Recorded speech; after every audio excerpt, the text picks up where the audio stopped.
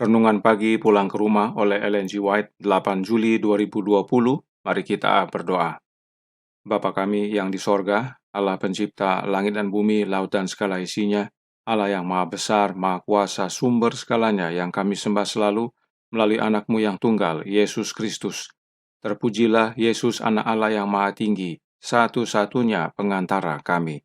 Pada pagi hari ini kami bersyukur boleh bangun dan berbakti. Dan sebagaimana membaca nasihat firman-Mu, kiranya Roh-Mu ya Yesus menguasai kami agar kami mengerti dan menghidupkannya. Beserta kami sepanjang perbaktian ini kehendak-Mu yang jadi. Karena kami berdoa hanya melalui anak Allah yang tunggal, Yesus Kristus yang adalah Tuhan dan Juru Selamat kami. Amin. Renungan hari ini akan dibacakan oleh Saudara Diki Mamentu. Silakan Saudara Diki. Renungan pagi 8 Juli 2020 dengan judul Keperluan Dunia yang Terbesar. Ayat inti terdapat dalam Mazmur 24 ayat 3 dan 4. Siapakah yang boleh naik ke atas gunung Tuhan? Siapakah yang boleh berdiri di tempatnya yang kudus? Orang yang bersih tangannya dan murni hatinya, yang tidak menyerahkan dirinya kepada penipuan dan yang tidak bersumpah palsu. Kebenaran-kebenaran besar yang sama yang dinyatakan melalui orang-orang ini, Yusuf dan Daniel, Allah ingin nyatakan melalui orang-orang muda dan anak-anak sekarang ini. Riwayat Yusuf dan Daniel adalah suatu gambaran mengenai apa yang akan dilakukannya bagi mereka yang menyerahkan diri mereka kepadanya dan yang dengan segenap hati berusaha melaksanakan maksudnya. Keperluan dunia yang terbesar adalah keperluan akan manusia-manusia yang tidak dapat diperjualbelikan, manusia yang dalam jiwa raganya setia dan jujur, manusia yang tidak gentar menyebut dosa itu dosa, manusia yang angan-angan hatinya setia pada tugas seperti jarum menunjuk kutub, manusia yang akan berdiri demi kebenaran walaupun langit runtuh. Tetapi tabiat seperti itu bukanlah hasil kebetulan. Itu bukan hasil pilih kasih atau sumbangan Tuhan. Suatu tabiat yang mulia adalah hasil disiplin diri, hasil penaklukan sifat yang rendah kepada yang luhur, penyerahan diri kepada pelayanan, kasih bagi Allah dan manusia. Orang-orang muda perlu diberi kesan dengan kebenaran bahwa bakat mereka bukanlah milik mereka sendiri. Kekuatan, waktu, kecerdasan hanyalah harta yang dipinjamkan. Itu semua adalah milik Allah dan haruslah menjadi keputusan setiap orang muda untuk menggunakan dengan sebaik-baiknya. Ia adalah suatu cabang dari mana Allah mengharapkan buah seorang penata layanan yang modalnya harus bertambah, suatu terang untuk menerangi kegelapan dunia. Setiap orang muda, setiap anak mempunyai suatu pekerjaan yang harus dilakukan untuk menghormati Allah dan meninggikan manusia. Tahun-tahun permulaan Nabi Elisa dilalui dalam kesunyian kehidupan desa, di bawah pengajaran Allah dan alam, serta disiplin pekerjaan yang bermanfaat. Pada suatu masa ketika kemurtadan hampir menyeluruh, seisi rumah ayahnya berada di antara sejumlah orang yang tidak tunduk menyembah Baal. Rumah tangga mereka adalah tempat di mana Allah dihormati dan di mana kesetiaan kepada kewajiban merupakan peraturan kehidupan setiap hari. Selaku anak laki-laki seorang petani kaya, Elisa telah mengambil pekerjaan yang paling dekat, sementara memiliki kemampuan seorang pemimpin di kalangan manusia. Ia menerima pendidikan dalam kewajiban hidup yang umum supaya dapat memimpin dengan bijaksana. Ia harus belajar menurut. Dengan setia dalam perkara-perkara yang kecil, ia disiapkan untuk kepercayaan yang lebih berat. Terima kasih atas penata layanan Saudara Diki. Tuhan Yesus memberkati. Saudaraku dalam Tuhan, renungan hari ini memberikan nasihat yang baik sekali, yaitu bahwa kebutuhan terbesar dunia adalah keperluan akan manusia yang tidak dapat diperjualbelikan. Manusia yang jujur, manusia yang tidak gentar menyebut dosa itu dosa, dan yang setia pada tugas seperti jarum kompas menunjuk ke kutub utara. Mengapa bisa demikian? Selected Messages buku kedua halaman 215 paragraf 1 menjelaskan, mereka tidak bisa dibeli atau dijual. Kemurnian dan pengabdian serta pengorbanan diri mereka, hubungan mereka yang hidup dengan Allah, diberkati untuk membangun pekerjaan. Nyonya White dalam tulisan ini sedang membicarakan tentang para pekerja Allah yang setia, namun telah beristirahat dalam kubur. Mereka adalah orang-orang yang tidak dapat dibeli atau dijual. Kenapa? Karena mereka mempunyai hubungan yang hidup dengan Allah. Bagaimana caranya untuk mempunyai hubungan yang hidup dengan Allah? Heaven halaman 170 paragraf 4 menyatakan, Dia yang menerima Kristus oleh iman yang hidup memiliki hubungan yang hidup dengan Allah. Mau mempunyai hubungan yang hidup dengan Allah? Maka terima Kristus oleh iman.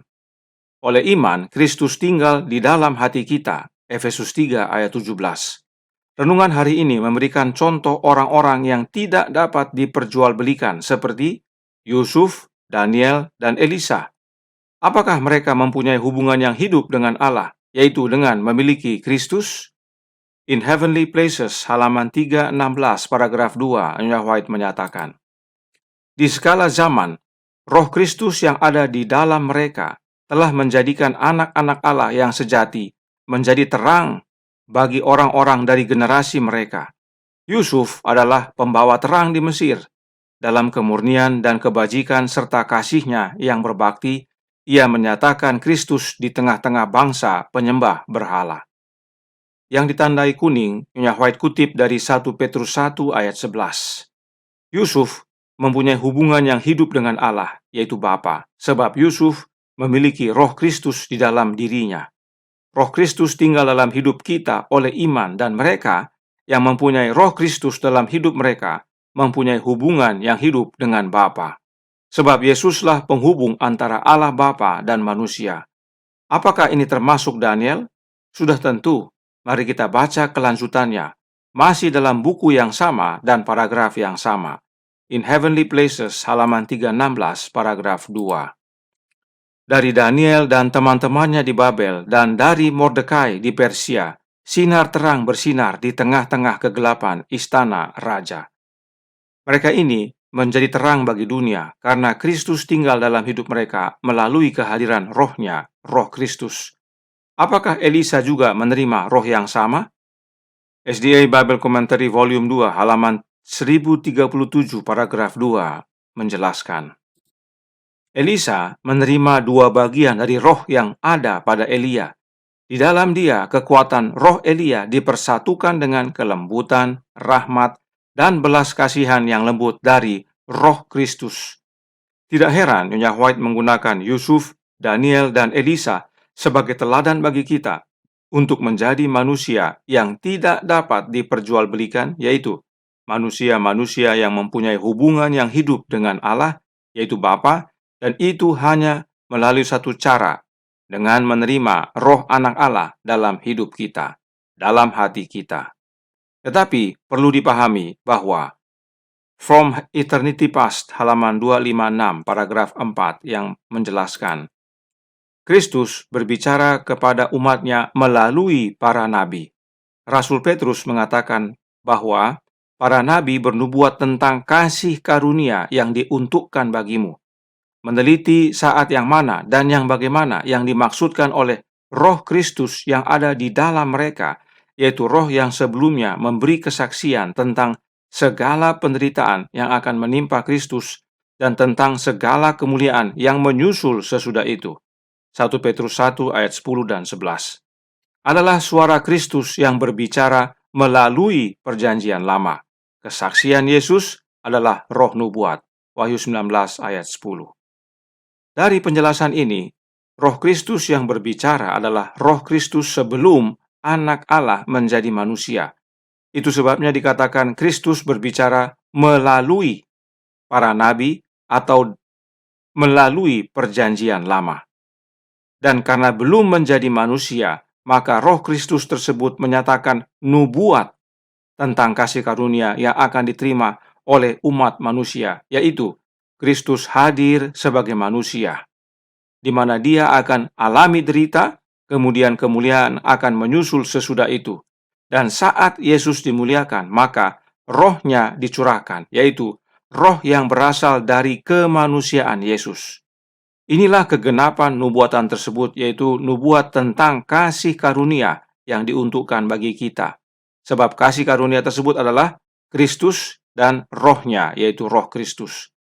Yesus setelah itu tidak lagi berbicara melalui, tetapi berbicara di dalam kita. Ingat kembali kutipan berikut ini dari From Heaven with Love, halaman 70, paragraf 5, yang menyatakan, pada baptisan juru selamat, setan mendengar suara Yehova yang bersaksi tentang keilahian Yesus. Sekarang setelah Yesus datang serupa dengan daging yang dikuasai dosa, Roma 8 ayat 3, Bapa sendiri berbicara. Dia sebelumnya berkomunikasi dengan manusia melalui Kristus. Sekarang dia berkomunikasi dengan manusia di dalam Kristus. Sekarang jelas bahwa hubungan antara Allah dan manusia telah dipulihkan. Jadi, sebelum Yesus turun menjelma menjadi manusia, Allah Bapa, yaitu Yehova, berbicara melalui anaknya kepada manusia, yaitu melalui rohnya Kristus. Namun, roh yang bukan dari kemanusiaan Yesus. Dan setelah Yesus menjadi manusia, Allah Bapa berbicara di dalam anaknya, Allah Bapa di dalam anak, dan anak di dalam kita, yaitu melalui kehadiran roh Kristus, yaitu roh yang dari kemanusiaan Kristus. Roh yang dari kemanusiaan Kristus inilah yang memulihkan hubungan kita dengan Bapa. Perhatikan roh nubuat menjelaskan dalam Bapa Kita Peduli halaman 138 paragraf 3 yang berbunyi, Kristus adalah mata rantai penghubung antara Allah dan manusia. Sementara kita mendekati Allah melalui kebaikan kemurahan penebus, Kristus menempatkan kita dekat dengan sisinya. Perhatikan, merangkul kita dengan tangannya, sementara dengan tangan ilahinya ia meraih tahta kekal.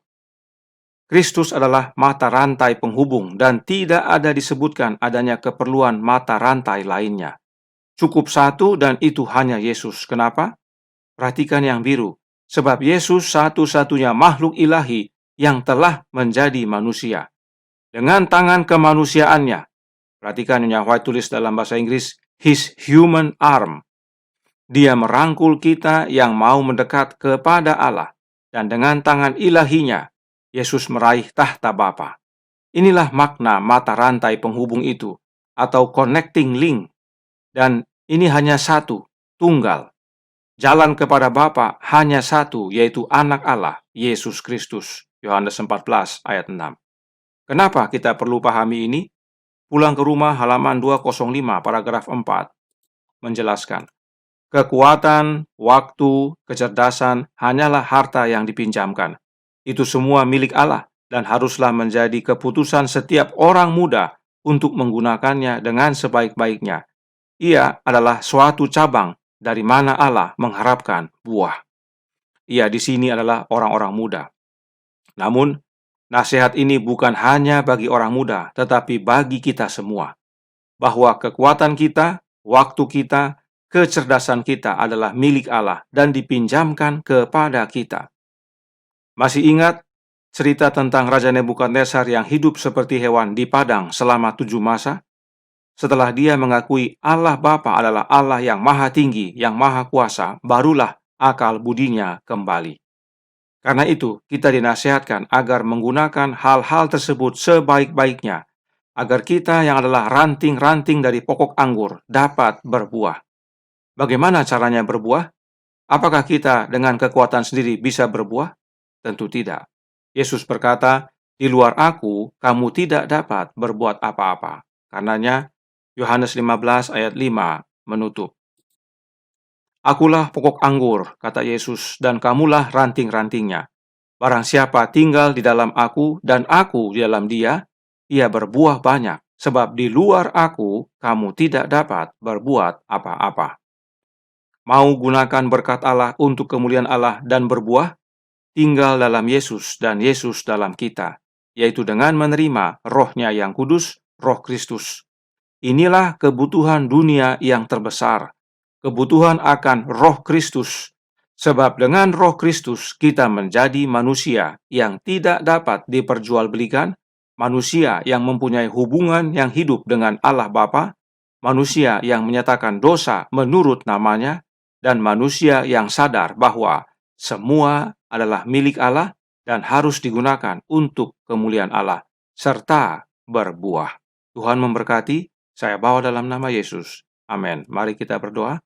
Bapa kami yang di sorga, Allah pencipta langit dan bumi, laut dan segala isinya, Allah yang adalah satu-satunya Allah yang benar, yang kami sembah selalu melalui anak-Mu yang tunggal, Yesus Kristus. Terima kasih atas kebenaran indah pagi hari ini. Biarlah ini menguatkan kami untuk menggunakan setiap karunia yang Kau berikan kepada kami, talenta, kekuatan, waktu, kecerdasan untuk kemuliaan Allah. Sebab itu semua milik-Mu dan kami kerjakan hanya oleh kehadiran Roh Kristus dalam hidup ini. Sebab di luar Kristus kami tidak dapat berbuat apa-apa. Kami perlu Roh-Mu ya Yesus, hadirlah dalam hidup ini, tolong kami sepanjang hari ini, kehendak-Mu yang jadi, ampunkan kami akan dosa dan salah. Karena kami berdoa hanya melalui nama-Mu, Anak Allah yang tunggal, Yesus Kristus, yang adalah Tuhan dan Juru Selamat kami. Amin.